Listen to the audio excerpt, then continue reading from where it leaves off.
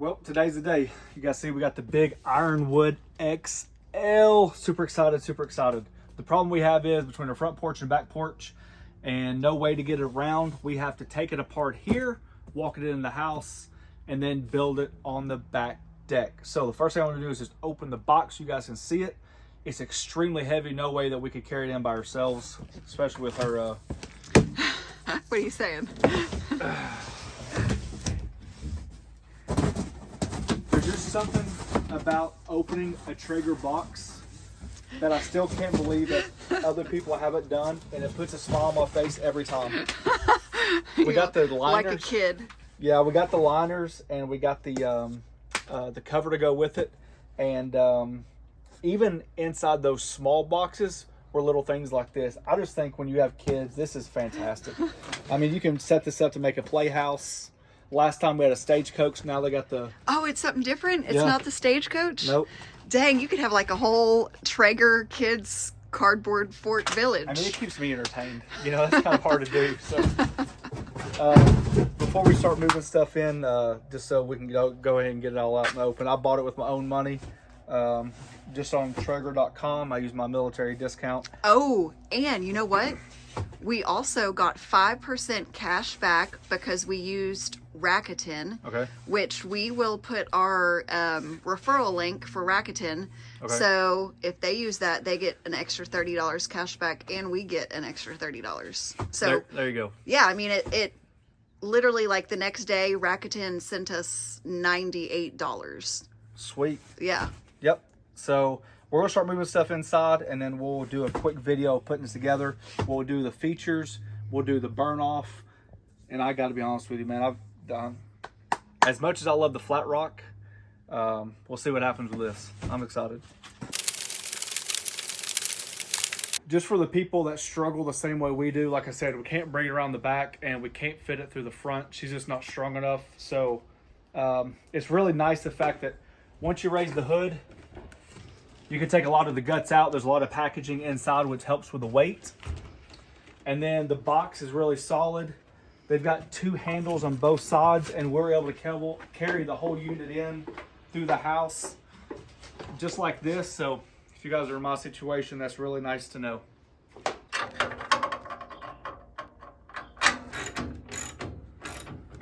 All right, another little important note. I always upgrade my tools if I can. I just found these little ratchets are a little bit easier than the tools they give. If you don't have them, it's not a big deal. But in the instructions, it does show it.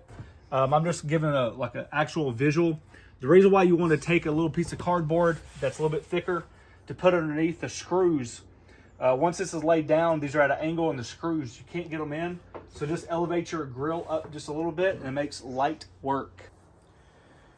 Alrighty, she is put together. She is a lot bigger than I expected. So let's talk about the features. Typically, I like to start from the bottom, work my way up. We have 2 caster wheels and 2 solid wheels.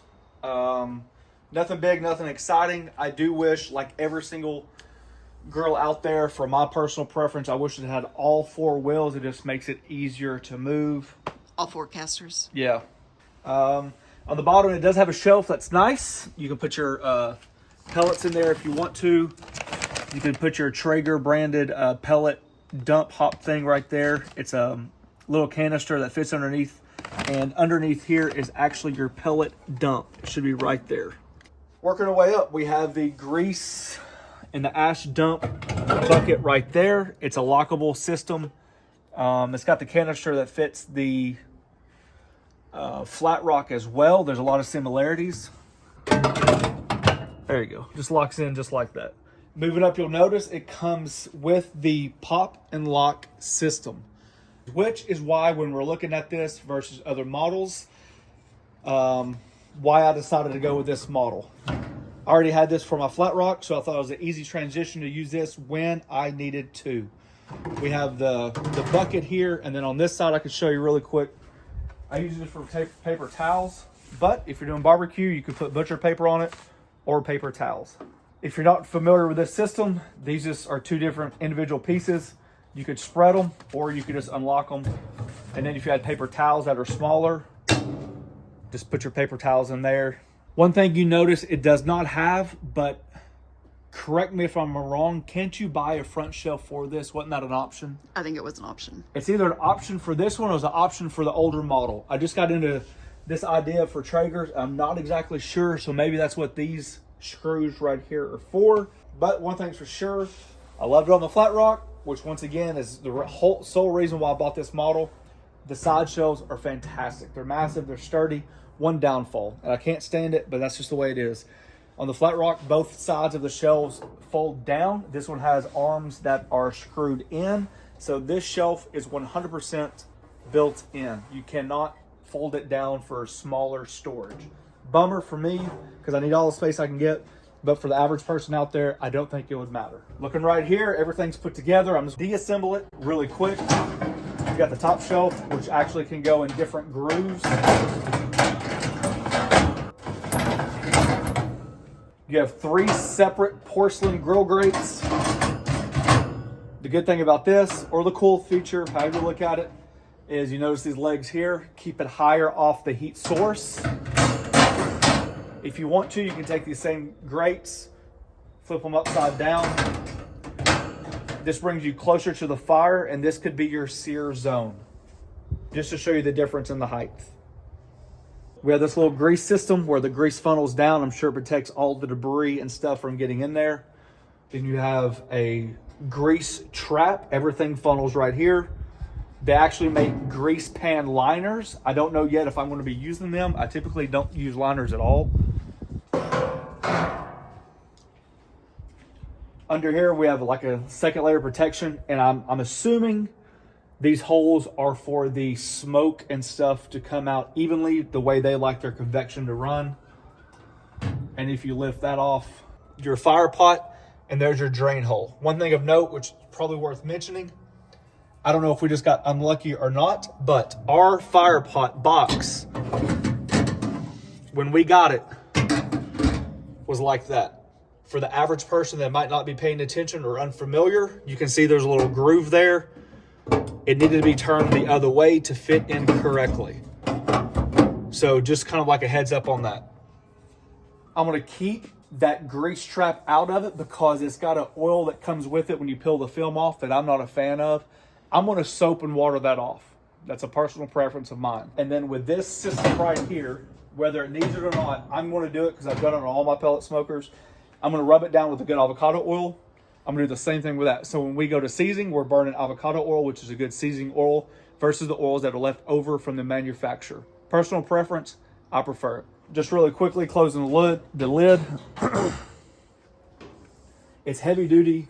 It does come with a sealed gasket, which is supposed to eliminate the smoke from coming out. I like that. We can show you on down the road how to treat your gaskets so they don't get crunchy and break. It's got a little light right here when it's on. I don't see that doing much advantage at all if you're cooking in the dark, but it's a feature they have. Family, so I'm not really necessarily 100% familiar with all the stuff, but it's got a downward exhaust, so that means the rain can't get in here, and this is where it comes out. Okay, not many exterior features. This is the mother load right here. The actual system that runs it is supposed to be incredible. I can't wait to use it. It's got pre-programmed recipes. And just to season it, which we're about to do, you literally press a button and this thing does all of it for you. All right, I have washed and dried both pieces. Not to bore you, this is basically what I'm doing. Just taking some avocado spray, spraying it down. It's probably not gonna matter on this side as much as it will the grease trap, but this is what I'm doing. Spray the oil on, give it a good wipe off. And these are the oils that I want to burn in while it's in the seasoning process.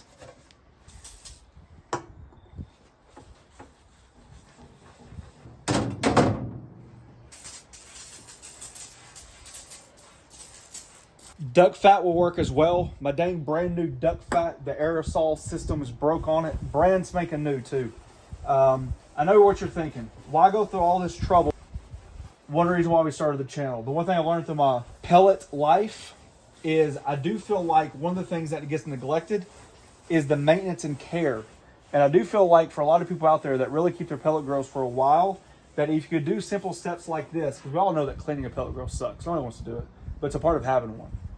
Good oils are better than bad oils. And what I've learned is, especially on the drip tray, that when you use a good oil to season it and burn in, like this right here, that your fats come off of it a lot easier. So when you go to scrape it down, it's not sticking near as much.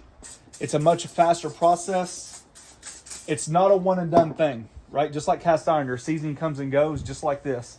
I'll clean it up, and then if I have a good tallow or something like that left over, I'll make sure I rub the tallow all over it. And every time we cook at a high enough temperature, it'll start smoking and it'll start building up layers and layers and layers of seasoning. And then when something falls on it, it becomes non-stick, thus making your cleanup 10 times easier. Completely unnecessary, but you know what? I'd rather do it now than not do it at all. To get started, select our language, English. From everything I've seen online, this seems to be the easiest thing in the world to do. Let's do this. Season your grill, ensure your flavor. Season your grill. Add your pellets. I'm just looking at the pellet hopper just to make sure nothing accidentally got in there from you or for anybody else. Oh. Next, your Traeger is ready to season. Yes, ignite my grill. No more priming, no more doing anything. This thing does it all. So in 1 hour's time, we'll check back. While it's seasoned, or in the seasoning process, I'm going to connect the grill to do that. I've got to turn my phone off for camera usage, but we're going to go and connect it.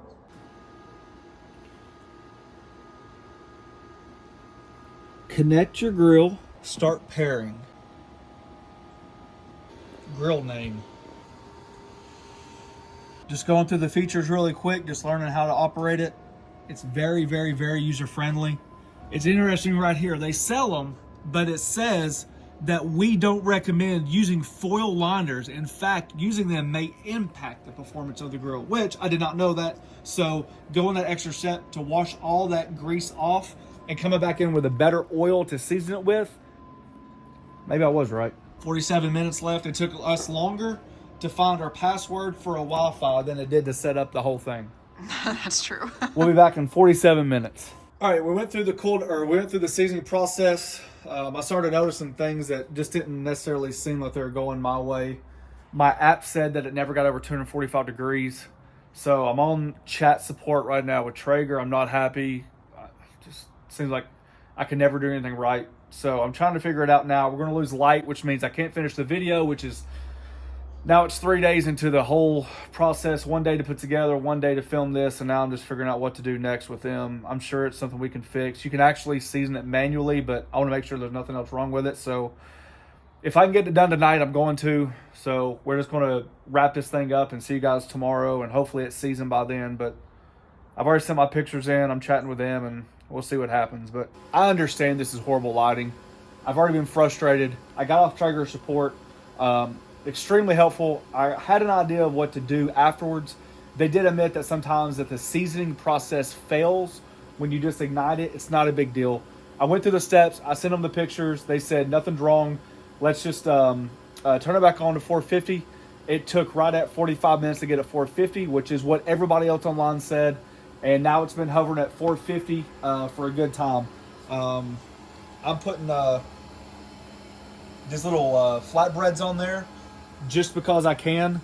Has nothing to do with the seasoning. My daughter's harassing me that she's hungry. I know it's bad lighting, but this is honestly, this is really the way it goes. This is the first cooking. Yeah, this is the first cook. This is why we bought a $2,000 grill, to put a $1 piece of flatbread on there. So the seasoning is going as planned. I wanted to get out of here as soon as possible to show you that we did get up to temperature. And everything's been going fine since. So we'll do something tomorrow. We'll maybe throw something on there for like the first cook. But I just wanted you guys to see it. Like, regardless of the lighting, this is the honest truth, and this is exactly what happens. So, well, it's been several weeks later since we put it together. We've run it through its paces a little bit to kind of give you some feedback. It is large. It is large. Once it's all put together, what I've noticed is about the motor, it seems pretty quiet. It seems consistent, but it seems not as loud as others. I like that. I think the fact that it does not seem to use a lot of pellets compared to other smokers I've had seems to be a benefit. I say that because it feels like maybe it's more resourceful, and it's not wasting energy. It's not wasting air, which cools it down, which makes it more efficient. Open up the chamber right here. You guys can see that we're starting to get some seasoning in our grill. That's pretty nice. Down here has already been seasoned up really well. We got our grates. We have done a pork butt for a first cook. I would recommend you guys checking that video out because we go in more detail about what the unit actually does. If you remember in the first part of the video, I had frustrations with the fact that I couldn't get it seasoned when I needed to. All that was based on my time frame, not its time frame. So the frustration was not for the grill because there's a way around it. It was more because it just took so long for me to get to point A to point B. We have done smoked salmon. We've done smoked pork butt. We have done smoked macaroni and cheese. All at different temperatures, all just to learn the grill. So I encourage you guys to check those out. Nothing's really been shocking or surprising. We've used different types of pellets from Traeger to B&B to Bear Mountain. And other than that, I think it's a very, very well put together unit. It's a beast. It's heavy. It seems like it's energy efficient. And I just cannot wait to use the interface for different recipes and stuff like that. I think it'd be neat just to do one where you set it to where it's like an actual legit Traeger style embedded recipe and just see what happens, just to play around with it. The one benefit I like about having it is the reason why we bought it, is to compare it to other smokers, other pellet grills.